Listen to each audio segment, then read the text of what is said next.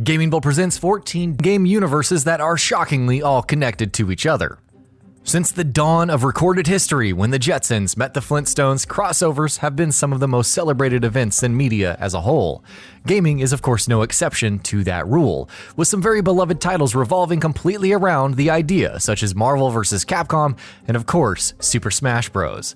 But if we wanted to take this to the logical extreme and consider any crossover as totally canon, how ridiculous could we get?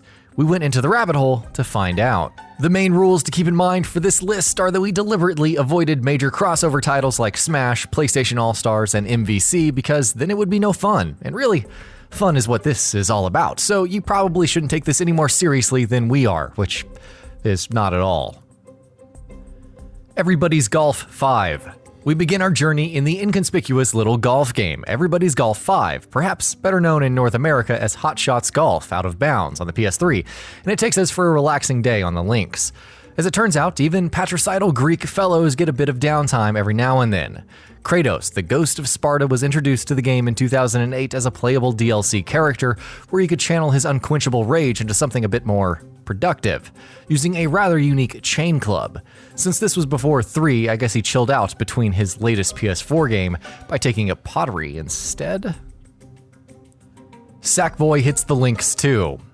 Kratos wasn't the only PlayStation All-Star to slap the dimpled balls around the links on Hot Shots Golf Out of Bounds, since about a year later, the cute and cuddly Sackboy took his weaponized levels of adorable to the game as the final DLC character in 2009.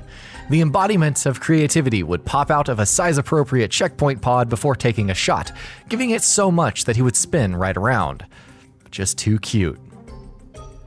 Sackboy does whatever a spider can. The size of the way too wee Sackboy in the previous entry suggests that while the worlds can be considered connected, at least by way of our wacky rules, odds are good that he's simply a cute, if dexterous, toy in this multiverse.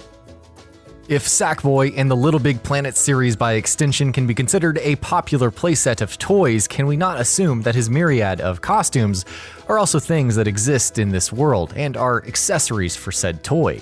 The Spider-Man costume isn't the only costume by any means that could lead places for a list like this, but he's just so cute in it that we would hate to see anyone recreate Avengers Infinity War with it. So it's what we're going to continue this wild ride with. Sting like a spider, fly like a hawk. Was there any game series more emblematic of the punk skater craze of the 90s and early 2000s than the classic Tony Hawk Pro Skater games? If you haven't spent a crazy night trying to one-up your buddies with increasingly intricate combos and horse, or spent hours trying to figure out the final location to finish the Ollie the Magic Bum mission, you haven't lived. The titles were so popular, not only did they get ported to everything under the sun, but even some high-profile celebrities like the wall crawler himself, Spider-Man, made an appearance in the 2000 entry, Tony Hawk's Pro Skater 2. I guess his cross-promotion with Little Big Planet wasn't a first.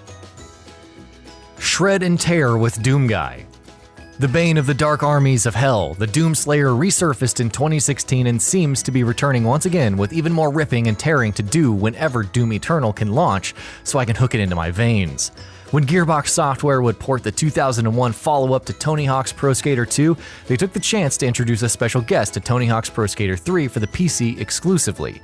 Doomguy had ripped and teared at huge guts before, but could he shred high scores in Canada Olympic Park? Well, yes. Yes, he could. This is my rifle, this is a bazillion guns. While the Doomguy was indulging his new pastime, it seems that some of his old toys may have made their way off Mars and onto the far-flung planets of hooligans, ruffians, and vault hunters, Pandora. Able to be wielded by those lucky few Borderlands 2 players who could find it, the BFG could be turned against Hyperion. While the true name of the weapon was lost to the vast reaches of space, those lucky enough to come across the ultimate boomstick would come to know it as the PBFG.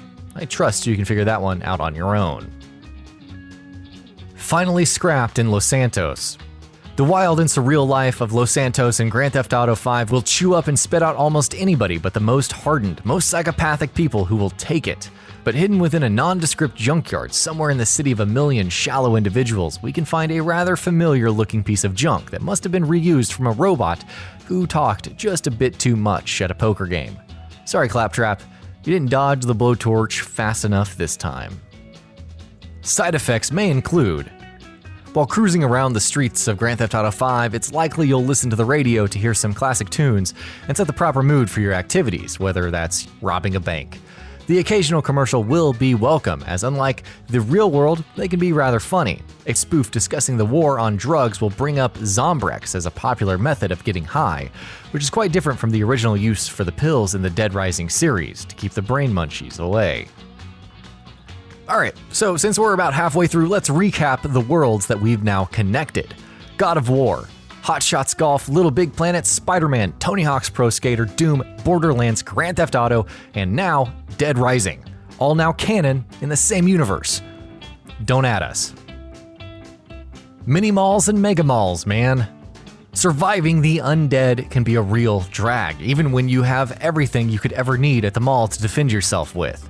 Of the many crazy weapons that players can find to mow down the hordes in the first Dead Rising, such as barbells, chainsaws, and cardboard boxes, the most powerful ranged weapon in the game is known as the real Mega Buster.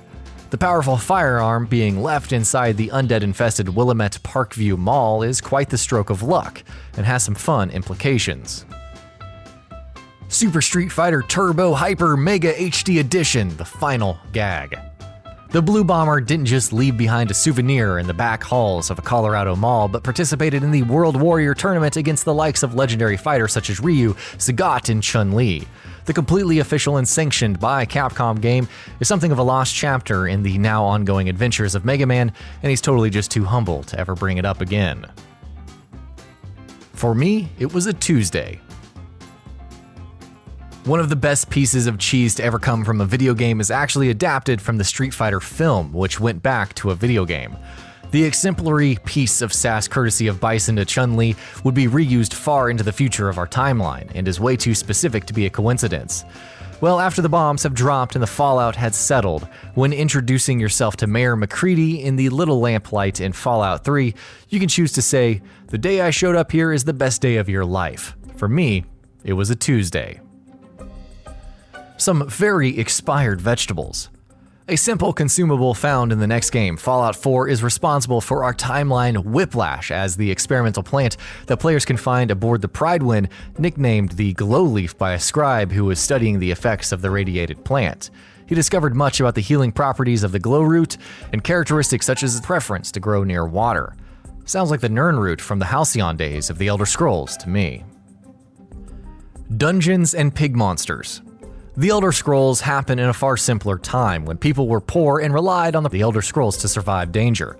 Of course, this was simply in some areas of the world. Occasionally, weapons and equipment could make their way across the waters from distant lands, such as the equally storied lands of Legend, Hyrule, and find themselves a place within the armories of storied heroes such as the Dragonborn. Is it overkill to use the legendary Sword of Evil's Bane and the perfectly matching Hylian shield against a simple bandit? Well, yeah, probably. The dreams come true. Finally tying this whole feature together and revealing it as a secret argument for Kratos in Super Smash Bros. Ultimate, we come to The Legend of Zelda, Link's Awakening. Many strange things happen on Koholint Island, and spoiler alert, it's all a dream of the Windfish, or maybe Link, as revealed in the ending, which I'm sure Mr. Nolan stole for his movie. But dreams, as a reflection of reality, come from somewhere, which means the appearance of figures such as Chain Chomp, Yoshi, and Goombas that Link comes across through his journey are pretty closely connected to the Mushroom Kingdom, even if he hasn't been himself. I'm sure you would stay out of their territory if diplomatic relations always seem to be settled with a deathmatch against a magic glove. And that about does it for this video. If you enjoyed what you watched and want to see more from GamingBolt, you can always hit that subscribe button and turn on the bell icon next to it. That way you will never miss any of our videos.